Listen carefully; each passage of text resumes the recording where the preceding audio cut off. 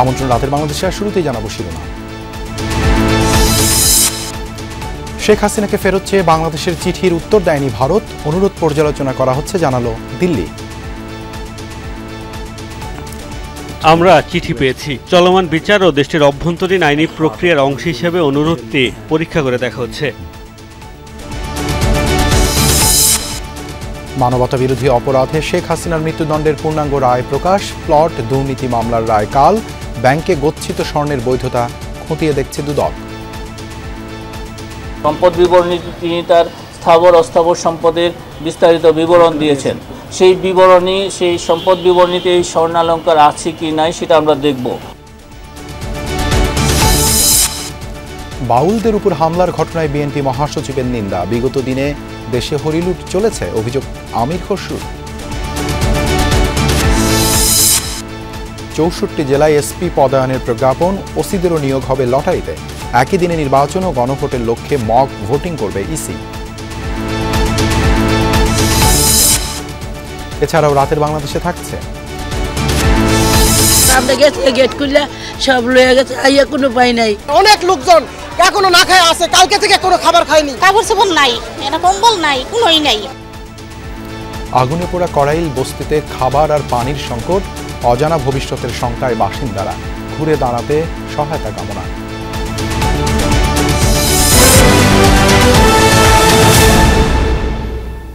এতক্ষণ শিরোনাম দেখছিলেন, আপনাদের সঙ্গে আছি আমি দেবাশিস রঞ্জন সরকার। দণ্ডপ্রাপ্ত সাবেক প্রধানমন্ত্রী শেখ হাসিনাকে ফেরত চেয়ে রায়ের পর দিল্লিকে লেখা চিঠির এখনও কোনো জবাব পায়নি ঢাকা।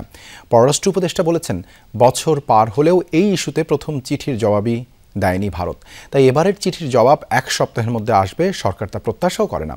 জানালেন, অংশগ্রহণমূলক নির্বাচন নিয়ে পশ্চিমাদের কোনো চাপে নেই পররাষ্ট্র মন্ত্রণালয়।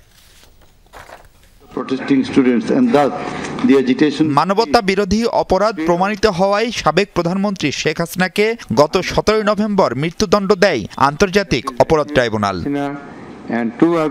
রায় ঘোষণার 3 দিন পর দণ্ডিত আসামিকে ফেরত চেয়ে ভারতকে কূটনৈতিক চিঠি পাঠায় বাংলাদেশ। দিল্লিতে বাংলাদেশ হাই কমিশন দেশটির পররাষ্ট্র মন্ত্রণালয়ে এই চিঠি পৌঁছে দেয়। সেই চিঠির কি জবাব আসলো দিল্লি থেকে? আমাদের মিশনের মাধ্যমে ওদের পররাষ্ট্র মন্ত্রণালয়ে দেওয়া হয়েছে, কোনো উত্তর আসেনি। এত তাড়াতাড়ি উত্তর আশাও করি না আমি তো আগের চিঠিতে উত্তর পাইনি একেবারে, কাজে এটা একেবারে কালকে আমাকে ওই এক সপ্তাহের মধ্যে উত্তর দিয়ে দেবে এটা আমি প্রত্যাশা করি না, তবে আমরা আশা করি যে এটার উত্তর আমরা পাবো। আমরা বলেছি যে যেহেতু তাকে বিচারে দোষী সাব্যস্ত করা হয়েছে, কাজেই তাকে যেন ফেরত দেওয়া। সম্প্রতি ঢাকা সফর করে কমনওয়েলথ মহাসচিব অংশগ্রহণমূলক নির্বাচনের তাগিদ দিয়ে গেছেন। একই রকম সুর ছিল ঢাকা সফরে আসা অন্যান্য পশ্চিমা দেশের নীতি নির্ধারকদের। এই ইস্যুতে কি চাপে আছে সরকার? আবার একই কথা, আমার উপর কোনো চাপ নেই। এরই মধ্যে ইউরোপীয় ইউনিয়ন ও কমনওয়েলথ সহ বেশ কিছু সংস্থা ও কয়েকটি দেশ ভোটে পর্যবেক্ষক পাঠানোর কথা জানিয়েছে।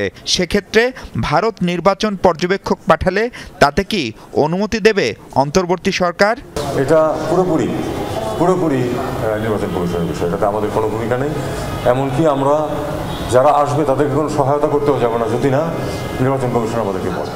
কেবল এয়ারবাস না কেনাই ইউরোপের সাথে সম্পর্কে প্রভাব পড়বে, এমন বয়ানও মানতে নারাজ পররাষ্ট্র উপদেষ্টা। আমি মনে করি না এই কমার্শিয়াল একটা ডিলের উপরে আমাদের সার্বিক সম্পর্ক নির্ভরশীল হবে। মাহফুজ মিশু, যমুনা নিউজ, ঢাকা। মৃত্যুদণ্ডপ্রাপ্ত ক্ষমতাচ্যুত প্রধানমন্ত্রী শেখ হাসিনাকে ফেরত চেয়ে বাংলাদেশের পাঠানো চিঠি পর্যবেক্ষণ করছে ভারত। বুধবার নয়াদিল্লিতে নিয়মিত প্রেস ব্রিফিংয়ে ভারতের পররাষ্ট্র মন্ত্রণালয়ের মুখপাত্র রণধীর জয়সওয়াল এই মন্তব্য করেছেন। আমরা চিঠি পেয়েছি, চলমান বিচার ও দেশটির অভ্যন্তরীণ আইনি প্রক্রিয়ার অংশ হিসেবে অনুরোধটি পরীক্ষা করে দেখা হচ্ছে। আমরা শান্তি, গণতন্ত্র, অন্তর্ভুক্তি এবং স্থিতিশীলতা সহ বাংলাদেশের জনগণের সর্বোত্তম স্বার্থের প্রতি অঙ্গীকারবদ্ধ। এক্ষেত্রে আমরা অব্যাহতভাবে সকল অংশীজনের সঙ্গে গঠনমূলকভাবে যুক্ত থাকব। জুলাই গণঅভ্যুত্থানে সংঘটিত মানবতা বিরোধী অপরাধে ক্ষমতাচ্যুত প্রধানমন্ত্রী শেখ হাসিনা ও সাবেক স্বরাষ্ট্রমন্ত্রী আসাদুজ্জামান খান কামালের মৃত্যুদণ্ডের পূর্ণাঙ্গ রায় প্রকাশিত হয়েছে। বিকেলে তাদের মৃত্যুদণ্ডের পূর্ণাঙ্গ রায় প্রকাশ করা হয়। ফলে আজ থেকে আগামী 30 দিনের মধ্যে আপিল করতে হবে শেখ হাসিনা ও কামালকে। জুলাই অভ্যুত্থানে চলাকালে সংগঠিত মানবতাবিরোধী অপরাধের মামলায় গত 17 নভেম্বর শেখ হাসিনা ও সাবেক স্বরাষ্ট্রমন্ত্রী আসাদুজ্জামান খান কামালকে মৃত্যুদণ্ড দেন আন্তর্জাতিক অপরাধ ট্রাইব্যুনাল। মামলায় রাজসাক্ষী হওয়া সাবেক পুলিশ মহাপরিদর্শক চৌধুরী আবদুল্লাহ আল মামুনকে 5 বছরের কারাদণ্ড দেওয়া হয়। রায়ে শেখ হাসিনা ও কামালের দেশে থাকা সব সম্পত্তি বাজেয়াপ্তের নির্দেশও দেওয়া হয়। দুর্নীতি করে প্লট নেয়ার অভিযোগে শেখ হাসিনার বিরুদ্ধে মামলার রায় হবে আগামীকাল বৃহস্পতিবার। একই দিন সজীব ওয়াজেদ জয় ও সাইমা ওয়াজেদের নামে প্লট দুর্নীতি মামলারও রায় হবে। এই দুটি মামলাতেও আসামি করা হয়েছে শেখ হাসিনাকে। অভিযোগে বলা হয়েছে ক্ষমতার অপব্যবহার করে পূর্বাঞ্চলের নতুন শহরে প্রকল্পে প্লট নেন তারা। দুদকের আইনজীবী বলেছেন সাবেক প্রধানমন্ত্রী রাজুকের আইন অমান্য করেছেন। ঢাকায় এক খণ্ড জমি সবারই আকাঙ্ক্ষা, কিন্তু সাধ্য আর লটারি ভাগ্য না কুলোনোয় আজীবনী ভাড়াটিয়া বা ভূমিহীন হয়ে থাকেন কোটি ঢাকাবাসী। শেখ হাসিনা যে প্লটটি দুর্নীতি করে নিয়েছেন বলে মামলা, সেটি এই পূর্বাচলে কূটনৈতিক জোনের 27 নম্বর সেক্টরে 203 নম্বর সড়কে প্লট নম্বর 9। রাজুক অন্যদের বেলায় ঢাকঢোল পিটিয়ে বরাদ্দ দিলেও সাবেক প্রধানমন্ত্রীর ক্ষেত্রে কাজটি করা হয়েছে বেশ গোপনে 2022 সালে। অভিযোগে এমনটি বলেছেন দুদকের তদন্তকারী কর্মকর্তা। 2024-এর 5 আগস্টের পর গোপন অনেক কিছুর মতোই এই প্লটের খবরও বেরিয়ে আসে প্রকাশ্যে। প্রাথমিক অনুসন্ধানের পর জানুয়ারিতে শেখ হাসিনার বিরুদ্ধে মামলা করে দুদক। অভিযোগ, তিনি সরকারি কর্মচারী হিসেবে ক্ষমতার অপব্যবহার ও অপরাধজনক বিশ্বাসভঙ্গ করেছেন। পূর্বাচলের 10 কাঠা আয়তনের অতি মূল্যবান প্লটটি নিজের নামে বরাদ্দ নিয়েছেন অবৈধভাবে। আইনজীবী জানান, রাজুক বিধিমালা অনুযায়ী কারো নামে রাজুক বা অন্য কোনো সরকারি আবাসনে প্লট বরাদ্দ থাকলে তিনি দ্বিতীয়বার প্লট নিতে আবেদনই করতে পারবেন না। কিন্তু শেখ হাসিনার স্বামীর নামে থাকা ধানমন্ডির সুধাসদনে প্লট থাকলেও হলফনামায় তা উল্লেখ করেননি, কেবল নিজের নামে প্লট না থাকার কথা উল্লেখ করেছেন। তার হাজব্যান্ড অলরেডি মারা গেছে, সেখানে তার ওয়ারিশ সূত্রে সম্পত্তি প্রাপ্ত হয়েছেন এবং সেই ওয়ারিশ সূত্রে তার ছেলে মেয়ে 3 জনই তো প্রাপ্ত হয়েছেন। একই ফ্যামিলির 3 জন প্লট নিচ্ছে, এটা তো রাজুকের বিধিবিধানের বাইরে। প্লট দুর্নীতির মামলার বিচার চলছে ঢাকার বিশেষ জজ আদালতে। বৃহস্পতিবার রায় ঘিরে আশাবাদী দুদক আইনজীবী। তিনি বললেন, বিধি মেনে নির্দিষ্ট সময়সীমায় আবেদনই করেননি শেখ হাসিনা। প্রধানমন্ত্রী দপ্তর সহ গৃহায়ন ও গণপূর্ত মন্ত্রণালয়ের কর্মকর্তাদের প্রভাবিত করেই নিয়েছেন প্লট।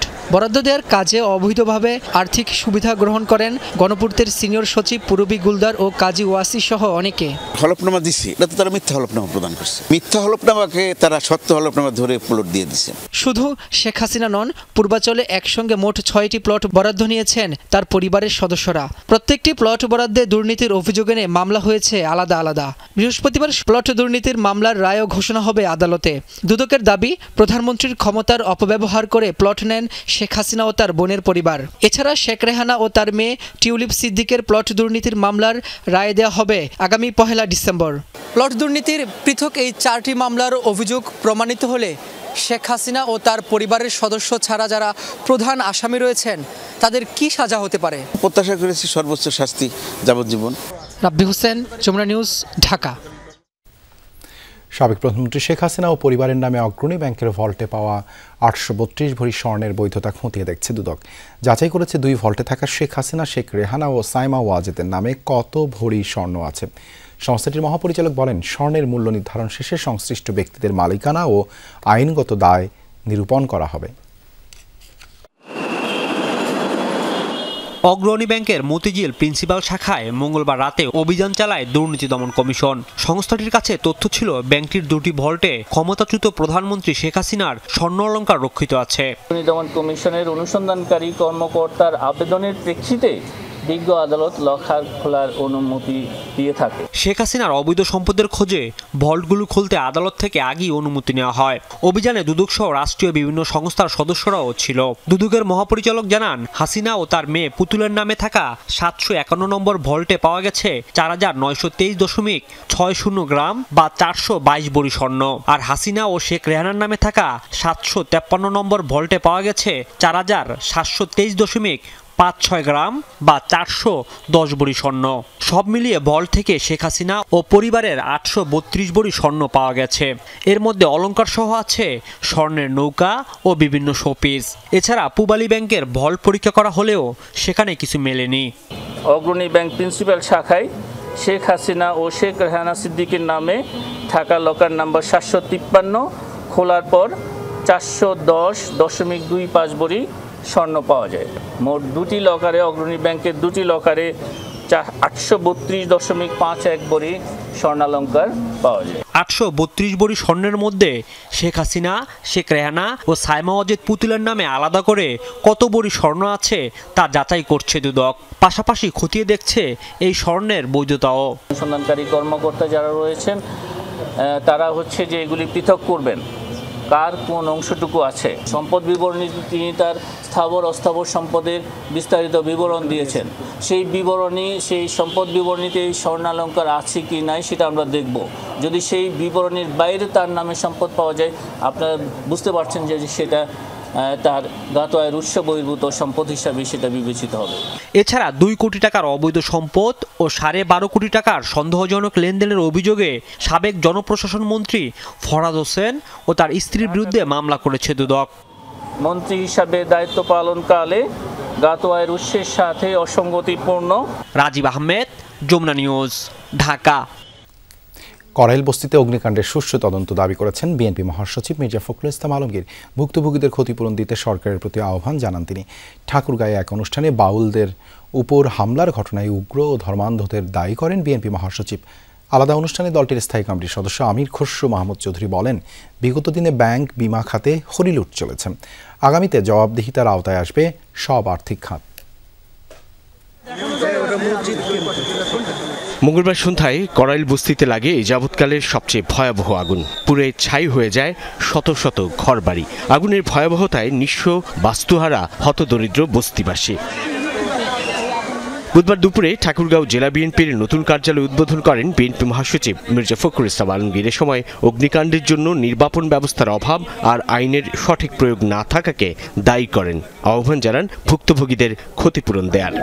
সরকার যেন এদের ক্ষতিপূরণের ব্যবস্থা করেন এবং সুষ্ঠু তদন্তের মধ্য দিয়ে অগ্নিকাণ্ডের জন্য প্রকৃত ঘটনাকে বের করে যদি প্রকৃতপক্ষের কোনো ব্যক্তি দায়ী হয়ে থাকে তাহলে তাকে আইনের আওতায় নিয়ে আসবে।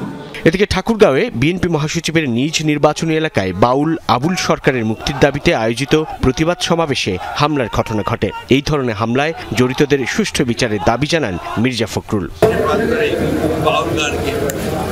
তাদের উপর হামলাটা একটা ধর্মান্ধদের হামলা বলে এটা সঠিক নয়।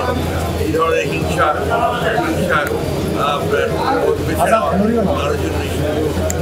এদিকে রাজধানীর ডিপ্লোমা ইঞ্জিনিয়ার্স ইনস্টিটিউশন মিলনায়তনে এক অনুষ্ঠানে বিএনপি নেতা আমির খসরু মাহমুদ চৌধুরী বলেন, তার দল ক্ষমতায় এলে বিমা, ব্যাংক খাতে বড় ধরনের সংস্কার আনা হবে। যেখানে সমস্ত দেশের অর্থনৈতিক উন্নয়ন জড়িত, সেখানে যদি আপনি দলীয় বিবেচনায় এসব কাজ করেন তাহলে সেই অর্থনীতি তো টিকে থাকতে পারে না, যেটা আজকে আমরা দেখতে পাচ্ছি। জবাবদিহিতা ফিরিয়ে আনতে হবে। যেমন সরকারের জবাবদিহিতা ফিরিয়ে আনতে হবে, নির্বাচিত সরকারের মাধ্যমে আপনার কোম্পানিগুলোতেও জবাবদিহিতা আনতে হবে। সকালে নয়াপল্টনে ভাসান মিলনায়তনে বিএনপি চেয়ারপারসন খালেদা জিয়ার রোগ মুক্তি ও সুস্থতা কামনায় মহিলা দল আয়োজিত দোয়া মাহফিলে যোগ দেন সিনিয়র যুগ্ম মহাসচিব রিজভী আহমেদ। অগ্রণী ব্যাংকের ভোল্টে 832 ভরি সোনা শেখ হাসিনা 2টি ভোল্টে কত বড় চোর হতে পারে সে? ও পালাবে না কেন? ও তো জানে যে চোর। যারা চুরি করেছে, হরিলুট করেছে, কিন্তু এই জাতিকে এখন নিজের পায়ে দাঁড় করানোর জন্য যে মন্ত্রণা, সেই মন্ত্রণা আপনাকে দিয়ে দেশ থেকে গড়ে তোলা উচিত। নানান রোগ, শোক ও নির্যাতনের মুখেও খালেদা জিয়া দেশ ছেড়ে পালাননি উল্লেখ করে তাঁর সুস্থতা কামনায় দেশবাসীর দোয়া চান নেতারা। তিনি আমাদেরকে ফেলে কখনো যান নাই, এখন আমাদের শুধু তাকে কিছু যাওয়ার পালা। সাইফুদ্দিন রবিন, যমুনা নিউজ, ঢাকা। প্রথমবারের মতো পুলিশ সুপার পদে পদায়ন হলো লটারির মাধ্যমে। জাতীয় নির্বাচন সামনে রেখে বিভিন্ন জেলায় নতুন এসপিদের পদায়ন করে জারি করা হয়েছে প্রজ্ঞাপনও। তবে পদায়ন নীতিমালার বাইরে এই পদ্ধতিতে এসপি নিয়োগ নিয়ে সমালোচনা আছে। সাবেক আইজিপি ডক্টর এনামুল হক বলেছেন, এভাবে সঠিক ব্যক্তিকে সঠিক স্থানে পদায়ন করা কঠিন। তবে স্বরাষ্ট্র উপদেষ্টা বলছেন, মেধাবীদের তালিকা করে সেখান থেকেই এসপি পদে নিয়োগ দেওয়া হয়েছে। আলমগীর স্বপনের রিপোর্ট। ফেব্রুয়ারির প্রথম ভাগে জাতীয় নির্বাচন। এই নির্বাচনের সবচেয়ে বড় চ্যালেঞ্জ আইন শৃঙ্খলা নিয়ন্ত্রণে রাখা, আর জেলায় জেলায় এর নেতৃত্ব দিবেন এসপি বা পুলিশ সুপাররা। তবে নির্বাচনকালীন সময়ে এসপি হিসেবে কারা দায়িত্ব পালন করবেন এ নিয়ে প্রধান দুই রাজনৈতিক দল বিএনপি ও জামায়াতের মধ্যে টানাপোড়েন আছে। এ অবস্থায় অন্তর্বর্তী সরকার এসপি নিয়োগে ব্যতিক্রমী নজির স্থাপন করল। প্রথমবারের মতো এসপি নিয়োগ দিয়েছে লটারির মাধ্যমে। প্রধান উপদেষ্টার বাসভবন যমুনায় 24 নভেম্বর অনুষ্ঠিত সেই লটারির ফল অনুযায়ী বুধবার নতুন এসপিদের পদায়ন করে জারি করা হয়েছে প্রজ্ঞাপনও। যেইভাবে লটারি করার ওইভাবেই লটারি করেছি। এইটার ক্ষেত্রে আমরা 3টা ক্রাইটেরিয়া নির্ধারণ করছি: A category, B category, C category. এটা করা হয়েছে জেলার আয়তনের বেসিস না, আমরা ওই আইন শৃঙ্খলা পরিস্থিতির উপর নির্ভর করে। প্রথম হলো আমাদের টোটাল এসপি ছিল মনে হয় 64, তো 64-এর থেকে আমরা 15 আর 3 18 জন আমরা উঠে আনছি। 18 জনের জায়গায় আমরা নতুন জন দিছি, আর যারা পুরানো ছিল ওখানেই। তারপরে ওই লটারি করে যারটা যেই জেলায় যার কপাল আসছে ওই জেলা চেয়ে পড়ছে। তবে লটারির মাধ্যমে এসপি নিয়োগে কি যোগ্যতা ও দক্ষতা বিবেচনা করা গেছে এ নিয়ে সমালোচনা করেছে বিএনপি। সাবেক পুলিশ প্রধান ডক্টর এনামুল হক বলছেন, এসপি হিসেবে নিয়োগে লটারি আগে কখনো হয়নি। পুলিশের বলেন বা ডিসির বলেন কোনোদিন লটারি দিয়ে পদায়ন হয়নি আমার জানা মতে, কোনোদিন জানি না। যোগ্যতা অনুযায়ী এটা হয় কিনা স্যার? কেননা ছোট জেলা আছে, বড় জেলা আছে, উল্টাটাও আছে। সবচেয়ে খারাপ লোকটা ভালো জায়গা পেয়ে গেল, আবার সবচেয়ে ভালো লোকটা খারাপ জায়গা পেয়ে গেল। অস্থিরতা খালি দেশে নয়, বাইরে থেকেও কেউ কেউ অস্থিরতার চেষ্টা করছে। আরো অ্যালার্ট হতে হবে, আরো ডেডিকেশন, ডিভোটেড যে কাজ করবে সেটার জন্য নিবেদিত প্রাণ হতে হবে। তবে স্বরাষ্ট্র উপদেষ্টা দাবি করেছেন, লটারির মাধ্যমে বাদ পড়েনি মেধাবীরা। মেধাবীগুলো আগে বেছে নিছি ভাই, এক থেকে ধরেন এখন তো উঠে গেছে, এখন তো সব জিপিএ ফাইল। আগে আপনার আঙ্গ ছিল কিন্তু ফার্স্ট সেম, মেধাবীরা কেউ বাদ পড়ে নাই। স্বরাষ্ট্র উপদেষ্টা জানিয়েছেন, এসপির মতো শিগগিরই বিভিন্ন থানায় ওসি নিয়োগেও লটারি পদ্ধতি অবলম্বন করা হবে। আলমগীর স্বপন, যমুনা নিউজ, ঢাকা। একই দিনে সংসদ নির্বাচন ও গণভোট প্রক্রিয়া দক্ষভাবে সম্পন্ন করতে মক ভোটিংয়ের আয়োজন করা হচ্ছে জানিয়েছেন ইসি সচিব। বুধবার বিকেলে সোশ্যাল মিডিয়া প্ল্যাটফর্ম টিকটকের প্রতিনিধি দলের সাথে বৈঠক শেষে তিনি জানান, বিভ্রান্তিকর ও অপতথ্য দিয়ে নির্বাচনের প্রভাব বিস্তার রোধে প্রতিষ্ঠানটির সহায়তা চেয়েছে কমিশন। সামাজিক যোগাযোগ মাধ্যমে বিভ্রান্তিকর, হাস্যকর ও অপতথ্য দিয়ে ব্যাপক আলোচিত হয় টিকটক, যা প্রভাব বিস্তার করে থাকে। আসছে নির্বাচনেও এভাবে মিথ্যা তথ্য দিয়ে সোশ্যাল মিডিয়া প্ল্যাটফর্মটি প্রভাব বিস্তার করতে পারে, এমন আশঙ্কাকে সামনে রেখে নির্বাচন ভবনে টিকটকের প্রতিনিধিদের সাথে বৈঠক করেছেন প্রধান নির্বাচন কমিশনার এএমএম নাসির উদ্দিন। সেখানে এ বিষয়ে আশ্বস্ত করেন সংস্থাটির সাউথ এশিয়া বিষয়ক head of public policy Ferdous মুত্তাকিন। পরে তিনি কথা বলেন গণমাধ্যমের সাথে। আমাদের প্ল্যাটফর্মটা যেন কোনোভাবে ইলেকশন রিলেটেড মিসইনফরমেশন স্প্রেডিং বা ম্যানিপুলেশনের জন্য ইউজ না হয়। পরে নির্বাচন সংক্রান্ত বিভিন্ন ইস্যুতে সাংবাদিকদের সাথে কথা বলেন ইসির সিনিয়র সচিব আক্তার আহমেদ। 8টা রিজিয়নে ভাগ করে 5 দিন করে সময় দিয়ে আমরা নিবন্ধন প্রক্রিয়াটা চালু রেখেছিলাম। এইটাকে এখন ওপেন করে দিচ্ছি। বিশ্বের যে কোনো সময় যে কোনো প্রান্ত থেকে যে কোনো জায়গা থেকে যে কেউ এখন নিবন্ধন করতে পারবেন। 5 দিনের যে ব্যারিয়ারটা ছিল এবং আমাদের যে 8টা রিজিয়ন ভাগ করা ছিল, এটা এখন আর প্রযোজ্য থাকবে না। আজকে রাত 12টার পরে, দ্যাট ইজ 27 তারিখ 00 আওয়ার থেকে এটা ওপেন হয়ে যাবে। ইসি সচিব জানান, আগামী শনিবার সকাল 8টা থেকে 12টা পর্যন্ত শেরে বাংলা নগর সরকারি বালিকা উচ্চ বিদ্যালয়ে মক ভোটিং করা হবে। এরপরে নির্ভর করবে যে আমাদের কেন্দ্রের সংখ্যা বাড়বে কি কমবে না, ঠিক থাকবে কি, কতটুকু অ্যাডজাস্টমেন্ট লাগবে, ভোট কক্ষের সংখ্যা কতটুকু অ্যাডজাস্টমেন্ট লাগবে, আদৌ অ্যাডজাস্টমেন্ট লাগবে কিনা, লাগলে কতটুকু, ইত্যাদি ইত্যাদি। এটার জন্য আমাদের একটা যাচাই করার দরকার ছিল, সেই জন্য আমরা এটা আগামী শনিবার সকাল 8টায় এটা করব। সরকারের তরফ থেকে গণভোট আয়োজন নিয়ে দায়িত্বের আভাস পাওয়ার পর থেকেই কমিশন প্রস্তুতি নেওয়া শুরু করেছে বলেও জানান ইসি সচিব। যে আমরা অগ্রিম কাজটা করে রেখেছি। তানভীর মৌসুম, যমুনা নিউজ, ঢাকা। অনাকাঙ্ক্ষিত পরিস্থিতি প্রতিহত করে জাতিকে সুষ্ঠু ও নিরপেক্ষ নির্বাচন উপহার দেবে নির্বাচন কমিশন। তফসিল ঘোষণার পর আইন শৃঙ্খলা পরিস্থিতি আরও ভালো হবে বলে জানান প্রধান নির্বাচন কমিশনার এএমএম নাসির উদ্দিন। সকালে বিজিবির নির্বাচনী মহড়া পরিদর্শন শেষে সাংবাদিকদের এসব কথা বলেন তিনি। সিইসি বলেন, ঝুঁকিপূর্ণ এলাকায় পরিস্থিতি নিয়ন্ত্রণে থাকবে আলাদা ব্যবস্থা। জানান 5 আগস্ট পরবর্তী সময়ে আইন শৃঙ্খলা পরিস্থিতি একেবারে নিখুঁত না হলেও অনেকটাই উন্নত হয়েছে, যা ভোটের আগে আরও ভালো হবে বলে আশা করেন তিনি। এ সময় প্রধান নির্বাচন কমিশনার আরও বলেন, পুলিশ, আনসার, বিজিবি সহ অন্যান্য বাহিনীও নিয়মিত প্রশিক্ষণের ব্যবস্থা করছে, যা আগামী নির্বাচনকে সুষ্ঠু করতে ভালো প্রভাব তৈরি করবে। এছাড়া জাতিকে নিরপেক্ষ ও একটি সুন্দর নির্বাচন উপহার দিয়ে ইসি ওয়াদা পূরণ করবে বলেও মন্তব্য করেন তিনি। আমি বলবো না যে একটা পারফেক্ট লেভেলে চলে গেছে, এটা বলবো না, বাট আপনারা 5ই আগস্ট 24-এ দেখেছেন কি অবস্থা ছিল, আর এখনকার অবস্থা দেখেন, তুলনা করে আপনি তো সেফলি ঘুমাইতে পারছেন, সেফলি আসতে পারছেন তো এখানে, পথে তো কোনো অসুবিধা আপনার হয় নাই। সুতরাং যেন এটা আরো ইমপ্রুভ করবে গ্রাজুয়ালি, এবং ভোট আস্তে আস্তে, ভোটের তারিখ আস্তে আস্তে দেখবেন যে everything is falling in line এবং সবকিছু ঠিক হয়ে যাবে। কড়াইল বস্তির আগুনে পথে বসিয়েছে প্রায় 1,500 পরিবারকে। খোলা আকাশের নিচে রাত কাটাচ্ছেন অনেকে, পড়েছেন খাবার, শীত বস্ত্রের অভাবে। সবকিছু হারিয়ে মানবেতর জীবনযাপন করছে বহু মানুষ। খাবার আর বিশুদ্ধ পানির সংকট কাটাতে বিভিন্ন রাজনৈতিক ও সামাজিক সংগঠন পাশে দাঁড়িয়েছে। ধ্বংসস্তূপ সরিয়ে আবারও ঘুরে দাঁড়ানোর লড়াইয়ে নেমেছেন বস্তিবাসী। আগুনে পুড়ে ছাই হয়েছে ঘর, রিক্সা আর নিজের শখের সেলাই মেশিন সহ সবকিছু। ধ্বংসস্তূপের পাশেই একটু জায়গা করে পরিবার সহ ঠাঁই নিয়েছেন। এখানেই 2টি ঘর ভাড়া দিয়ে নিজে থাকতেন একটিতে। সব হারিয়ে এখন পাগল প্রায় রুবিনা।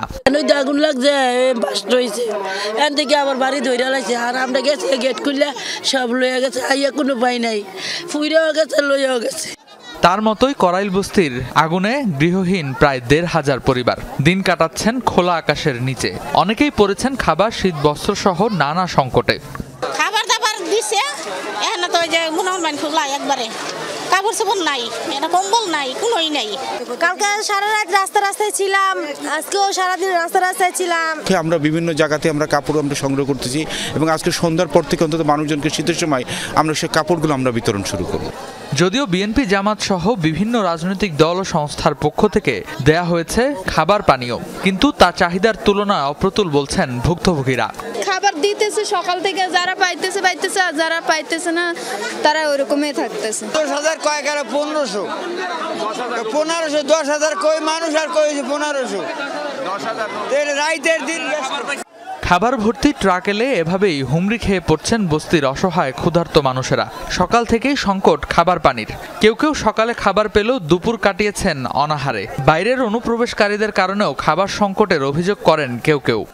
পুরছে তারাই পাইতাছে, যা পায় টুকটাক, আমরা কিছুই পাইতাছি না। অনেকে 5বার 7বার করে খাবার নিচ্ছে, আর ওই কুমিল্লা পট্টির ওদিকে অনেক লোকজন এখনো না খায় আছে, কালকে থেকে কোনো খাবার খায়নি।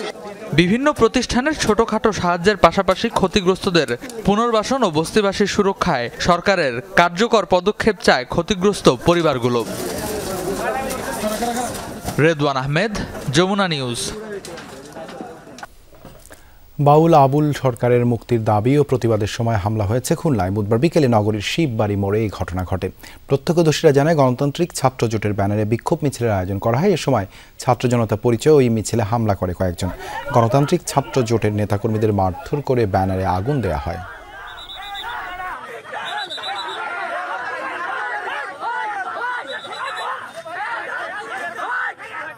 বাউল আবুল সরকারের মুক্তির দাবিতে প্রতিবাদ সমাবেশের সময় হামলা হয়েছে ঠাকুরগাঁওয়ে। দুপুরে জেলা জজ আদালত চত্বরেই হামলার ঘটনা ঘটে। প্রত্যক্ষদর্শীরা জানায়, সম্প্রীতির ঐক্য ঠাকুরগাঁও ব্যানারের শহরের চৌরাস্তায় বাউল শিল্পীদের প্রতিবাদ সমাবেশের কথা ছিল। নির্ধারিত সময়ের আগেই জেলার বিভিন্ন স্থান থেকে বাউল শিল্পীরা কোর্ট চত্বরে জড়ো হতে থাকেন। এ সময় সেখানে তৌহিদি জনতা পরিচয়ে হামলা চালানো হয়, বেধড়ক পেটানো হয় বাউল শিল্পীদের। পরে মিছিল নিয়ে কোর্ট চত্বর প্রদক্ষিণ করে তৌহিদি জনতা। তারা বলেন, ধর্ম অবমাননা কোনোভাবেই মেনে নেওয়া হবে না।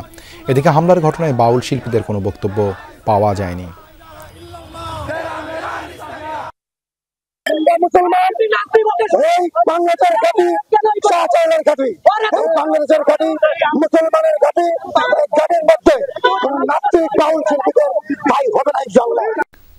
চানখারপুলে 6 জন হত্যা মামলার তদন্তকারী কর্মকর্তাকে দ্বিতীয় দিনের জেরা করেছেন আসামি পক্ষ। বৃহস্পতিবারও জেরা করা হবে তাকে। আন্তর্জাতিক অপরাধ ট্রাইব্যুনাল 1 চানখারপুলের মামলার জেরা অনুষ্ঠিত হয়। এই মামলায় এখন পর্যন্ত ভুক্তভোগী পরিবার, জুলাই আহত চিকিৎসক, একজন উপদেষ্টা সহ সাক্ষ্য দিয়েছেন 24 জন। তদন্ত কর্মকর্তার জেরা শেষ হলে মামলাটি যুক্তিতর্ক উপস্থাপন পর্যায়ে যাবে। এরপর রায়ের দিন ঘোষণা করবেন ট্রাইব্যুনাল। মামলায় আসামি 8 জন হলেও সাবেক ডিএমপি কমিশনার হাবিবুর রহমান সহ 4 জন পলাতক। আর গ্রেপ্তার আছেন কনস্টেবল সুজন সহ 4 জন। অপরদিকে সাভারের আশুলিয়ায় 6 জনকে পোড়ানো সহ মোট 7 জন হত্যা মামলার তদন্তকারী কর্মকর্তার সাক্ষ্য গ্রহণ হবে 2 ডিসেম্বর। এ মামলায় এখন পর্যন্ত সাক্ষ্য দিয়েছেন 23 জন। এর মধ্যে 23তম সাক্ষী হিসেবে আদালতে জবানবন্দি দেন রাজসাক্ষী সাবেক এসআই আফজালুল। হু হু করে বাড়ছে খেলাপি ঋণ। সেপ্টেম্বরের শেষে খেলাপি পরিমাণ প্রায় 6.5 লাখ কোটি টাকা। মোট বিতরণ করা ঋণের প্রায় 36% এখন খেলাপি। অভ্যুত্থান পরবর্তী নানামুখী সংস্কার উদ্যোগ চলমান রেখেছে বাংলাদেশ ব্যাংক, কিন্তু তারপরও থামানো যাচ্ছে না খেলাপির পাগলা ঘোড়া। জুন থেকে সেপ্টেম্বর এই 3 মাসে বেড়েছে 1% বেশি।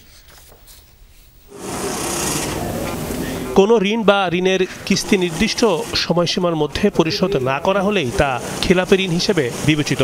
এ ধরনের মন্দ ঋণ উস্কে দেয় আর্থিক খাতে অস্থিরতা।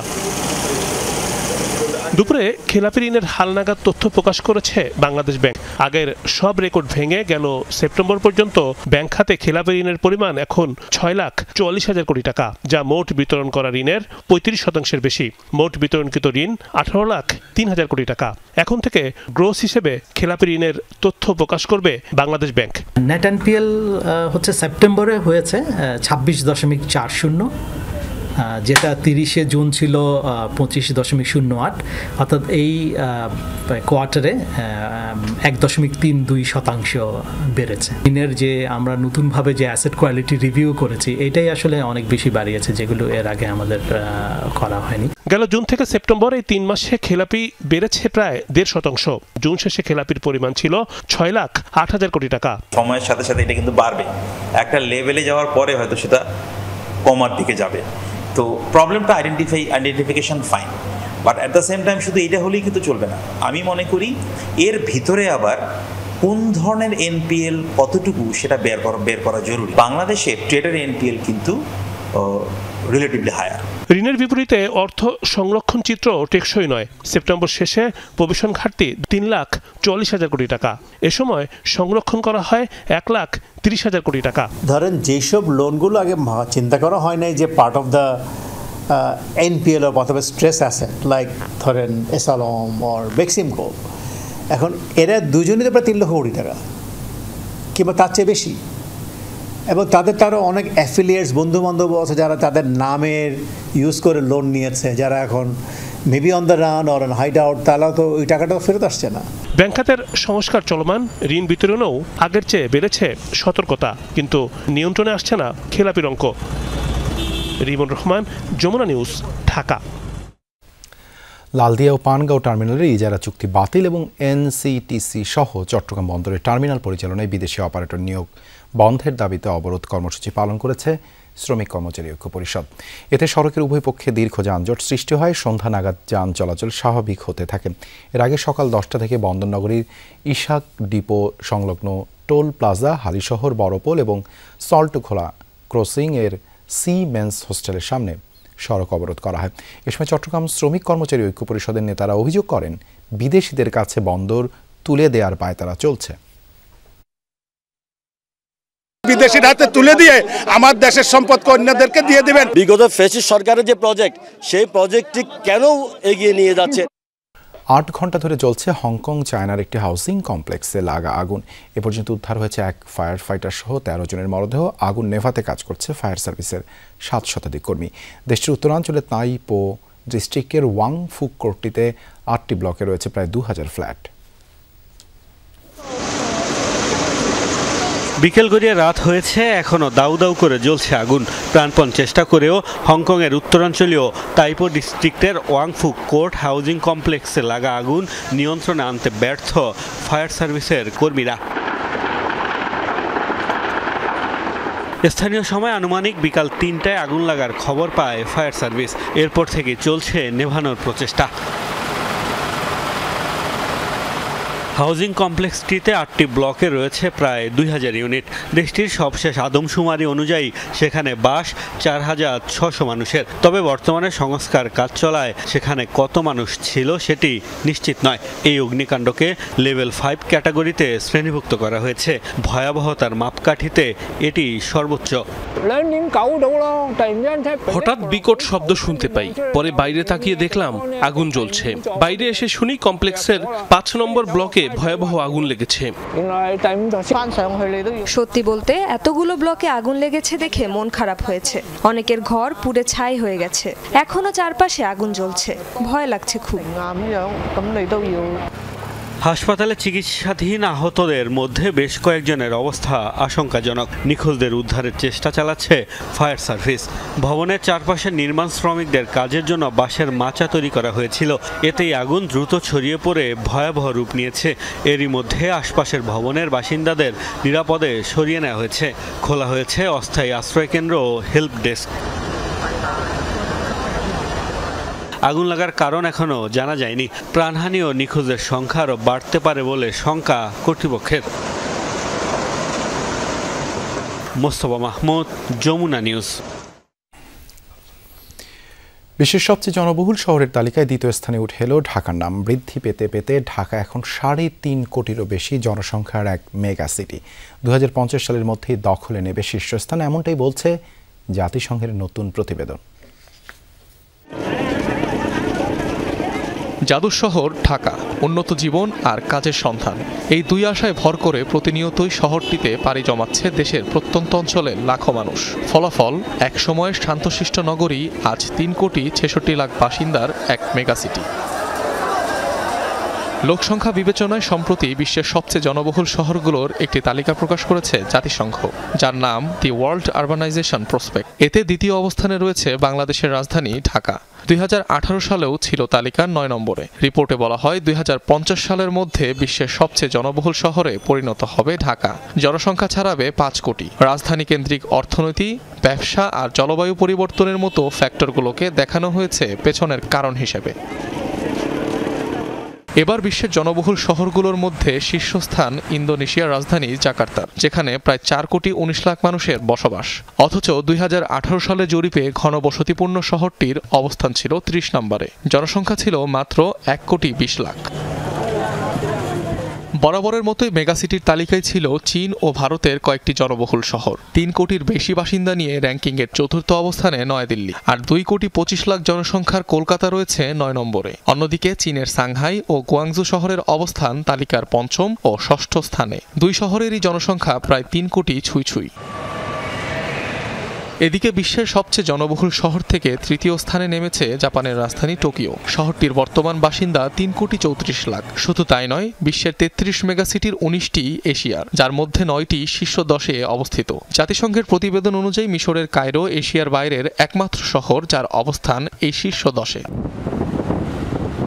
অনিক রহমান, যমুনা নিউজ। এই ছিল রাতের বাংলাদেশ। এতক্ষণ আমাদের সাথে থাকার জন্য ধন্যবাদ।